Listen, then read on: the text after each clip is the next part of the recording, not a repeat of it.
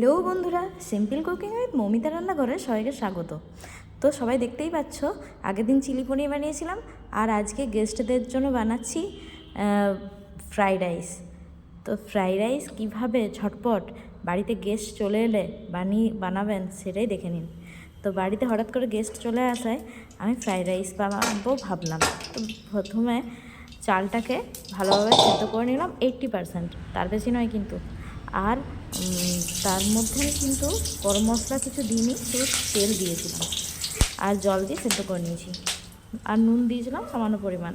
এরপর রিফাইন তেলের মধ্যে আমি গোটা গরম মশলা, জিরে, এলাচ, তারপর তেজপাতা সব কিছু দিয়ে ফোড়ন দিয়ে দিলাম। এরপর এর মধ্যে দিয়ে দেবো রসুনের কুচি,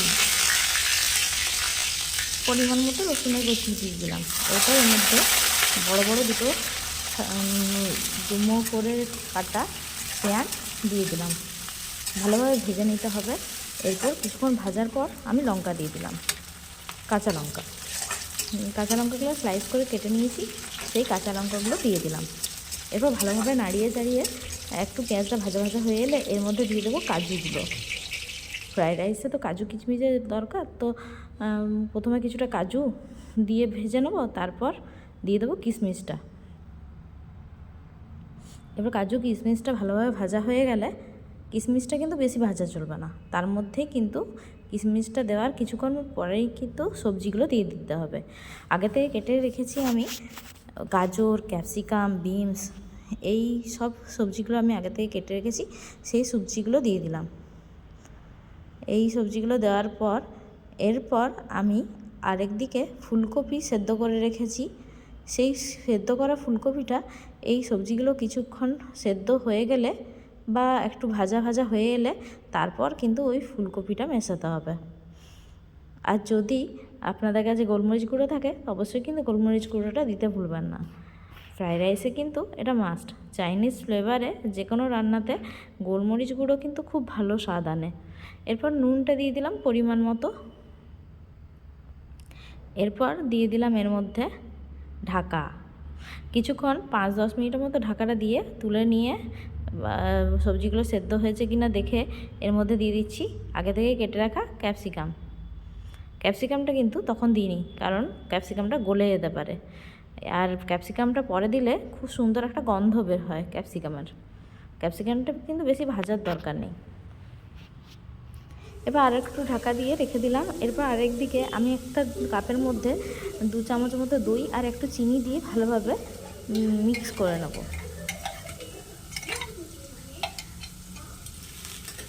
এরপর ওই যে ভাজা হয়ে যাওয়া সবজিগুলো আছে ওর মধ্যে এই দইয়ের মিশ্রণটা দিয়ে দেবো। তার আগে কিন্তু বললাম যে আগে থেকে সেদ্ধ করে রাখা ফুলকপিটা দিয়ে দিতে হবে, সেই ফুলকপিটা দিয়ে দিলাম। এবার ফুলকপিটা ভালোভাবে ভাজা ভাজা হয়ে এলে এর মধ্যে আগে থেকে ফাটিয়ে রাখা দইটা দিয়ে দেবো। যেহেতু ফুলকপি আগে থেকে সেদ্ধ হয়েই আছে তাই বেশি ভাজার দরকার নেই।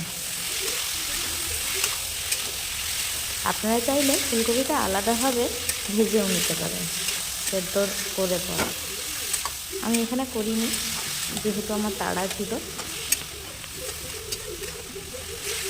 এরপর ওই দইটা যতক্ষণ না ওই তরকারির মধ্যে মানে মিশ্রণটার মধ্যে ভালোভাবে মিশে যাবে ততক্ষণ কিন্তু নাড়িয়ে যেতে হবে। আমার চ্যানেলের রান্নাগুলি যদি আপনাদের ভালো লেগে থাকে তো অবশ্যই সাবস্ক্রাইব করে দেবেন, আর পাশে থাকা বেল আইকনটি অল করে দিলে আমার ভিডিওর প্রত্যেকটি নোটিফিকেশান সবার প্রথমে আপনাদের কাছে পৌঁছে যাবে। আর যারা আমার চ্যানেলটি সাবস্ক্রাইব করে দিয়েছেন তাদেরকে অসংখ্য ধন্যবাদ, আর যারা এখনও করেননি প্লিজ তাড়াতাড়ি সাবস্ক্রাইবটা করে দেবেন। এরপর আমি কিছুটা ভাজা তুলে রাখলাম সবজি, তারপর সেদ্ধ করা রাইসটা দিয়ে দিলাম ওটার মধ্যে। এবার আবার নাড়িয়ে চাড়িয়ে মিশিয়ে নিচ্ছি। এবার আবার কিছুটা সবজি দিয়ে আবার চালটা দিয়ে এরকমভাবে 3বার আমি মিশিয়ে নিয়েছি। মিশিয়ে নেওয়ার পরে ভালোভাবে নাড়িয়ে চাড়িয়ে মিশিয়ে নিচ্ছি। তো হয়ে গেল রেডি। এরপর উপর থেকে গরম মশলা গুঁড়ো আর ঘি ছড়িয়ে দিলে রেডি হয়ে যাবে ফ্রাইড রাইস। বাড়িতে হঠাৎ করে গেস্ট চলে এলে এরকমভাবে ফ্রাইড রাইস বানিয়ে অবশ্যই খাওয়াতে পারেন, সবাই খুব নাম করবে। আর কমেন্ট করে জানাবেন কে কে ফ্রাইড রাইস এরকম চটজলদি বানিয়ে খেয়েছেন হঠাৎ করে। তো এই ফ্রাইড রাইসের সঙ্গে কিন্তু চিলি পনিরটা আমাদের জমে গিয়েছিল। তো যদি আপনাদের ভালো লেগে থাকে এই রেসিপিটি, অবশ্যই লাইক করবেন, সাবস্ক্রাইব করবেন আর শেয়ার করে দেবেন ফ্রেন্ডস আর ফ্যামিলিদের। দেখুন কতটা ঝরঝরে হয়েছে ফ্রাইড রাইসটা। গরম মশলাটা দিয়ে আমি আরেকবার মিশিয়ে নিচ্ছি ভালোভাবে। তো আজকের মতো ভিডিওটি এখানেই আমি শেষ করলাম, আর দেখা হচ্ছে আবার অন্য কোনো দিন অন্য কোনো নতুন রেসিপির সাথে। ততক্ষণের জন্য আমার চ্যানেলের আরও অন্য রেসিপিগুলো দেখতে থাকুন। আর যদি কেউ এখনও অবধি চিলি পনির রেসিপিটি না দেখে থাকেন তো অবশ্যই কিন্তু ডেসক্রিপশান বক্সে আমার লিঙ্ক দেওয়া থাকবে, দেখে নিতে পারেন সেখান থেকে। তো আমি সবাইকে খাওয়ানোর পর নিজেও নিয়ে বসে গেছি।